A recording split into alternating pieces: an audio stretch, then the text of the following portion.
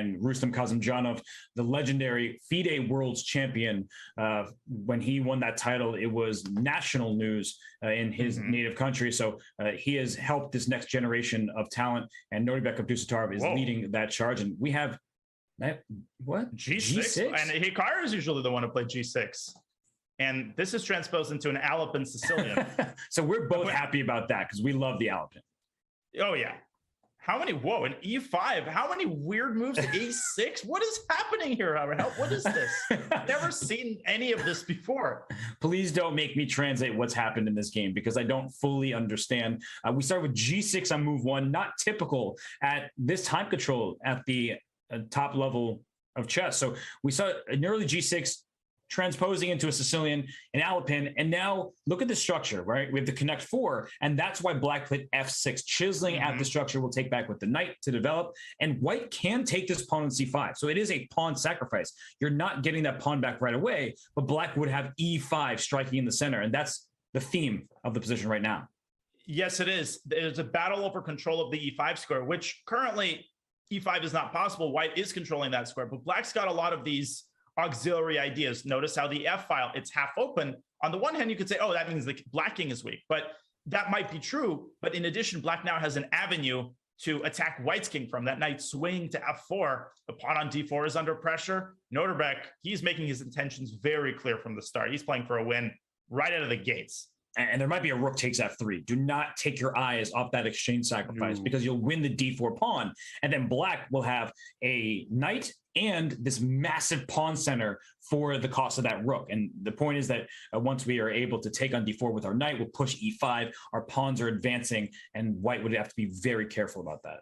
Yeah, anybody who's played the French on the white side has probably been victimized by more than one of these exchange sacrifices. The eval bar is assigning an edge for white, but I actually really like the way Nodirbek is playing. This is going to be a really entertaining game.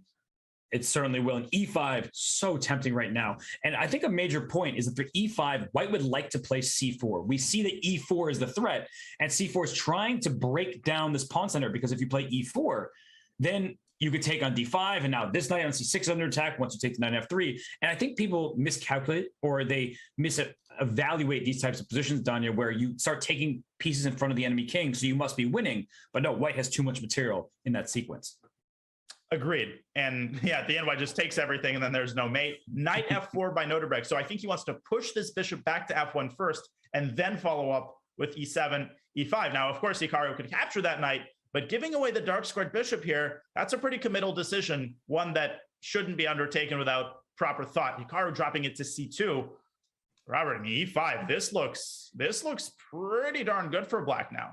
Yeah, E5 feels automatic, but we know that when we play E5, D5 becomes a target. So after E5, there might be a bishop takes knight on F4, followed by a bishop B3, hitting the pawn D5, also pinning it. So Nodirbek says, I have no fear. He's going for it, but we have to watch out, because the center could collapse if he's not careful. And I think the eval bar preferred for the bishop to park itself on F1, maybe to lend a little bit of support to the white king. Bishop B3, this is Hikaru's idea. He is applying pressure on D5, as you indicated, and maybe he wants to meet Bishop B6 with something cheeky. There's Knight D4 idea sometimes, but I can't make it work. What is Hikaru's concrete idea here? Well, he just plays Knight D2. Okay, he's stopping E4. Very important, because E4, you want to kick that knight out of F3, go after the F2 pawn. But as Danya just showed you, knight takes E4, the bishop's hanging with check. Very importantly, because otherwise E takes F3 would be a second piece going down. So E4 is impossible. Queen F8 is one option, but that allows knight G5. So black has to keep his eyes on a lot of different squares, a lot of different tactical options. Maybe Queen E7 to hit C5 and involve the other rook.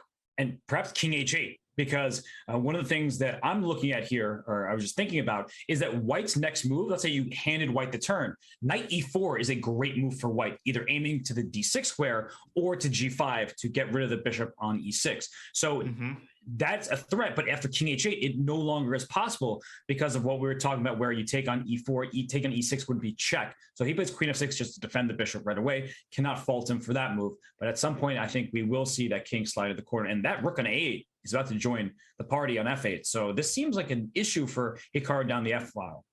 And then if a pawn storm starts on G5, H5, G4, white cannot afford to lose this F2 pawn. Hikaru has to get get things going in the center somehow. I thought King H8 was an excellent move. Sort of taking this thing out of all of these ideas like Knight G5. And you don't want to constantly have to keep your eye on those ideas when you're attacking. You want to be able to focus your energies on developing that attack. Rook AFA, G5, H5. Hikaru moving his knight back to F1. I like that move a lot. He has to apply pressure on D5. This is his only big target. He's got to attack it with everything that he's got. And it's one of the reasons why I like keeping the queen on d8, because now black has to spend a turn defending that d5 pawn. And rook to d8, there could be a knight e3, that knight developing from b1 out to the e3 square. And now we can see where white's counterplay is coming from. And black currently is down a pawn. Let's not forget that. So you do not want to lose a second pawn. You would have to have an overwhelming initiative to make up for it. And we should point out that e4 meets with bishop takes d5, similar ideas to what we showed in other lines. You take white takes with check. If only the king was on h8. And after rook d8, Hikaru probably planning to get his knight to e3. And in some variations, I would even play king h8 at the cost of the d5 pawn, so that when you play e5, e4, you don't have to constantly worry about checks along this diagonal. For sure, because the f2 pawn is loose. So if black can successfully play e4 and the knight moves, down goes that f2 pawn, which is very important for shielding the white king. So king h8 right now actually looks like a great choice, because bishop d5 might be met with some kind of a rook d8, and then e4 is happening. And if you play c4 for white, then you're giving control over a lot of the board. Rook takes c4, as you just showed, is a free pawn. Even if it weren't a pawn that you could capture, it looks like the position's opening up favorably for black. No, this is exactly, okay, maybe e4 specifically here is wrong, but this is the kind of position that Nodirbek wants. He's taking a pretty long time. He's got into the tank. Rook d8 is the automatic move, but you have to calculate e4. That doesn't seem to work. As we showed, rook d8 and king h8 might transpose into each other if white plays knight e3 and bishop takes d5. And knight e7 not possible, because the e5 pawn would be loose. So you have to defend the d5 pawn. Tactically defending with king h8 feels like the better play here for Nodirbek, and he's down a bit on the clock. We have to mention once more that there is a 2-second increment, so he's not very concerned about being flagged, not like he would have if he played this game a day ago. Right. Although, when you go down to 30 seconds against Hikaru, the flagging itself isn't the only issue. It's also the fact that he knows exactly how to create difficulties. You simply will not be able to find a move in time. And here is where we like king h8. Get the king out of dodge, but Nodirbek going concrete e4. And things are heating up big time. Is knight takes d5 possible here? That's the big question, because that knight takes d5 hits the queen on f6. And so knight takes d5. I guess you play bishop d5. Yeah, bishop takes with check. King h8. King h8. Look at white's pieces. You can't take on e4 because that bishop is pinned. So rook takes e4 just loses a rook. And otherwise, you're dropping this pawn on f2. So it seems like Hikaru's king is going to be in danger. And that is why e4 was played. And that means he's got to move his knight. Where does he go? If he moves back once again, he will either lose f2 or black doesn't have to necessarily rush with taking him. There's other ideas, knight e5, knight d3. The knight can move forward to d4, Robert, and Hikaru could try to trade all of the pieces on the d4 square and then quickly get his other rook into the game and once again press down on the gas pedal and attack d5. So knight d4, you lose the pawn on d4 directly if black wants it. And that in and of itself would probably make me not want to play this. Same.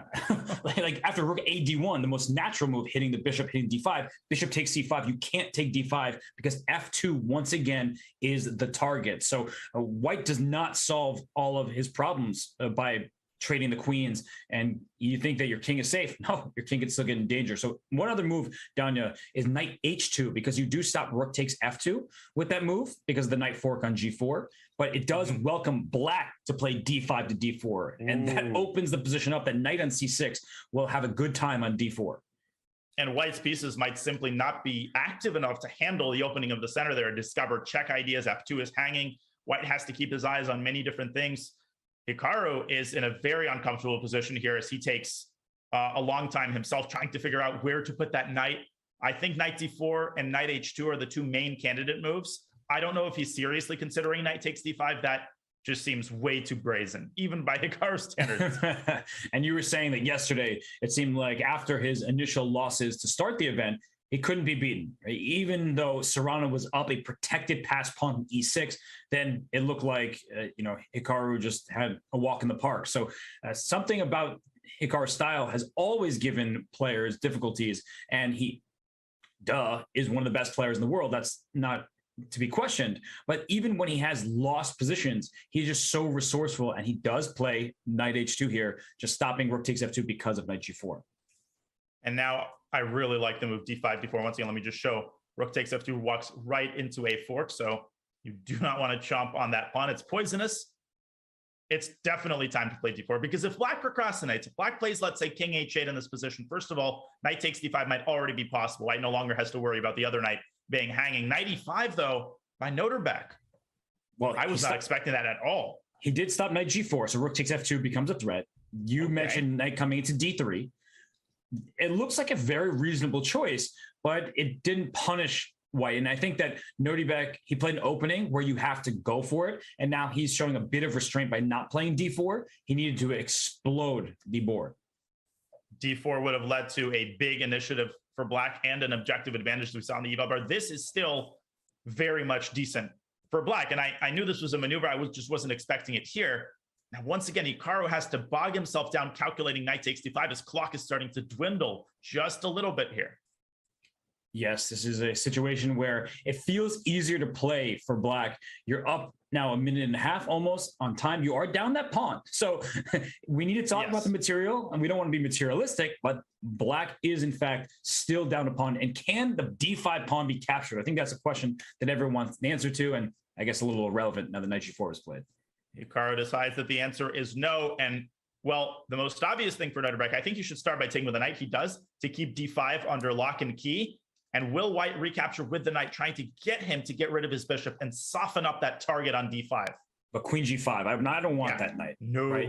Queen g5, threatening to take on g4 and protecting d5, and he takes right away. I guess he wants f2, and he wants it now. He wants to play concretely, and it makes sense. He wants to go for checkmate here. So he decides, does Nodirbek, that after bishop takes d5 check, big deal. I'm just going to tuck my king on h8, and hey, you're just going to walk in a pin. But rook takes e4 by Hikaru. That looks like the better of the two captures. What a sharp position. And rook takes b2, you can start stealing some of these pawns because c3 is next. But perhaps White has a way to start trading pieces because the white king is less safe. So after rook takes b2, I imagine that rook e2 comes to mind as a candidate move. I think that bishop takes d5 check. You have to think about it every turn. And I mean, I'm worried, though, about allowing this queen into the game for black. So rook e2 would be my instinct if I were playing a bullet game. Yeah, I'm slightly worried about queen f2, just a little bit. Now, after bishop takes d5, king h8, one important detail is if white goes queen f1 there, the bishop is virtually untouchable. It doesn't matter end game, middle game, because there's always rook e8. It's not checkmate, but it at the very least forces black to give away the bishop. So Hikaru, though, following the advice of the great Robert Hess, rook back to e2. But Robert, what if Nodirbek just takes and just starts chomping bishop f8? Oh my gosh. What a move. That is Oh my lands, what an idea. I didn't see that. I thought he was just going to trade, take c3, all that stuff. That's checkmate, right? That would be checkmate. So bishop f8. And if you play bishop takes d5 check, the king just slides away. Now you've walked into a pin, in addition to the taking on c5 being an issue. So g3, giving his king the g2 square. It's a nice light square. And the answer is yes. I was going to say, can Nodirbek go pawn hunting? And g3 now is hanging. c5 is hanging. Rook takes e2 will win the rook on a1. So he trades on b2. Another pawn. But he wants to take with check. If king g2, queen takes b2 is check, very importantly. That saves the d5 pawn at the very least. So king h1, you can tuck the king in the corner, but your king still doesn't feel very happy to be there. Hikaru's got his back against the wall, and rook f2 there would be queen takes g3. He's down 2 pawns currently. He can take on d5, but I don't know if he can afford to pin himself in this position. That king on h8 is going to be very safe, and black has a monopoly over the dark squares, which means it's going to be really hard for white to set up some sort of checkmate pattern with a queen on d4. And what just happened to Nodirbek? There he is. Okay, like his camera shifted, right? So we can't see him fully. But rook c1 by Hikaru. So what's the material count now? It's black is up 2 pawns, right? Ooh. Yes, but white's king is safer than it looks. It's very hard to get to it, and Hikaru activating that rook, forcing that bishop to decide where it's going to go. This is not quite as bad as it may appear for white. I think Hikaru's got pretty decent chances here. For sure, because if the queens can come off and it looks like a move like queen c2 can be next, or it shields the king on h1. And if the queens are traded, even though black is up material, 2 extra pawns, opposite colored bishops, there tend to be good chances to hold a game like that. I would consider b6 here by black, just trying to preserve the status quo, keep the bishop on c5 where it sort of supervises the whole position. He plays it, and the ball back in Hikaru's court. He has to decide once again, will he take on d5? He plays rook c2, shooing the queen away, but now Nodirbek stabilizing his material advantage.